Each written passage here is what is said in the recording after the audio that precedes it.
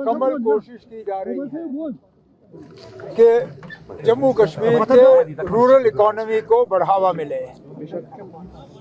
ज़राअत, बागवानी, पशुपालन, fisheries, floriculture, dairy.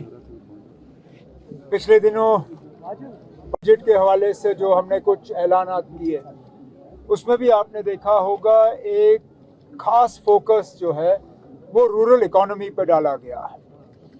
और हमारे जो एग्रीकल्चर यूनिवर्सिटीज़ हैं, स्कॉस्ट के, इनके साथ मिलके कोशिश की जा रही है कि टेक्नोलॉजी ड्रिवन ऑर्गेनिक सॉल्यूशंस, इस तरह की चीज़ें अगर हम अपने फार्मर्स तक पहुंचाएं तो ज़रूर हमारे रूरल इकोनॉमी को, एग्रीकल्चर को, इन चीज़ों को जो है एक बढ़ावा मिलेगा।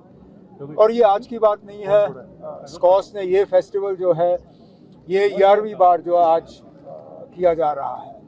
और अब रश देखिए, इन 3 दिनों में लाखों के तादाद में लोग आके इसका फ़ायदा लेंगे और हम चाहते भी यही हैं। आखिरकार अगर कल को हमें अमेरिका जैसे मुल्कों के साथ मुकाबला करना पड़ेगा, जो कि अब इस ट्रेड डील के बाद लग रहा है कि उनके एग्रीकल्चर प्रोड्यूस जो हैं वो हमारे मुल्क में आना शुरू हो जाएंगे, खासकर horticulture, fruit, nuts, walnut, almonds.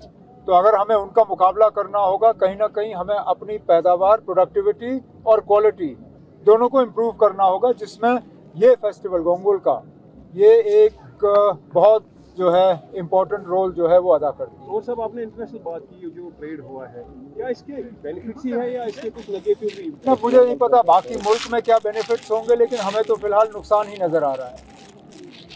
अब जिन चीज़ों को ड्यूटी फ्री यहाँ मुल्क में अब आने की इजाज़त दी जा रही है वो सारे हमारे प्रोडक्ट्स हैं।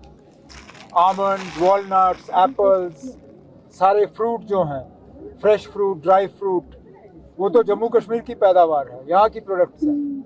अब आप हमें कहते हो कि अब कोई फ़र्क नहीं पड़ेगा, यहाँ 70 रुपये किलो से कम आएगा नहीं, लेकिन उसका क्या मतलब है कि सारे बकवास फ्रूट हमारे ही बिकेंगे और अच्छा फ्रूट उनका बिकेगा? हमारे ग्रोअर्स ने पिछले कई सालों से अपने प्रोडक्ट को बेहतर करने में बहुत इन्वेस्टमेंट किया है। नई वैरायटीज़ आई हैं, हाई क्वालिटी आया है, सीए स्टोर्स के ज़रिए हम बेहतर प्रोडक्ट को मार्केट पे सही वक्त पे पहुंचा पाते हैं।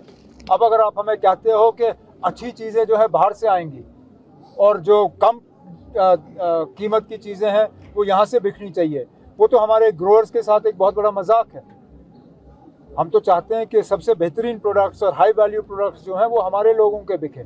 तो मुझे तो फिलहाल इस डील से नुकसान ही नजर आता है, फायदा नहीं नजर आता। मतलब नॉर्थ कश्मीर के लोगों की डिमांड है, यहाँ पे एग्रीकल्चर यूनिवर्सिटी चल रही है, लेकिन नॉर्थ कश्मीर में हॉर्टिकल्चर यूनिवर्सिटी होनी चाहिए ताकि नॉर्थ कश्मीर के फार्मर्स को आने वाले टाइम में फायदा मिले। अब इस पे हम बाद में बात कर सकते हैं। फिलहाल आप ये तो मान के चलिए ना, आपके एग्रीकल्चर यूनिवर्सिटी का रोल जो है एक बहुत ही शानदार रोल है। आप जाके देखिए, हर स्टॉल में आपको कहीं ना कहीं कुछ नया नजर आएगा।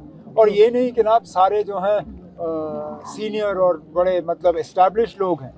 यहाँ मैंने अभी 11 साल के बच्चे के साथ बात की जिसने एक रोबोट डेवलप किया है प्लांटिंग के लिए और ये क्या कहते हैं इसको, इरिगेशन के लिए। तो ये मतलब हमारी यूनिवर्सिटीज़ का एक अहम रोल है। आगे जाके और यूनिवर्सिटी खोलनी है या नहीं, उस पर हम बाद में बात करेंगे। इंटरनेशनल लेवल पे जब कॉन्फ्लिक्ट होता है तो जाहिर सी बात है मुल्क पर भी असर पड़ता है। तो बांग्लादेश के हवाले से जानना चाहेंगे, केसीसी लोन वेव अप होना चाहिए, तब उस पर बात कर लेंगे। उमर साहब, would you like few words about the stability of Bangladesh? अब हमारे पड़ोसी मुल्क जितना ज़्यादा स्टेबल हो उतना हमें ही फ़ायदा है। कोई नहीं चाहता है कि हमसाए में जो है झगड़े हों, लड़ाई हो, मुल्क जो है वो अनस्टेबल रहे, चाहे वो बांग्लादेश हो, श्रीलंका हो, नेपाल हो, कोई भी मुल्क हो। हम तो चाहते हैं कि वहाँ जमहूरियत कायम रहे, डेमोक्रेसी फले फूले और मुल्क स्टेबल रहे। इसमें अब बांग्लादेश के लोगों ने अपनी हुकूमत चुनी है।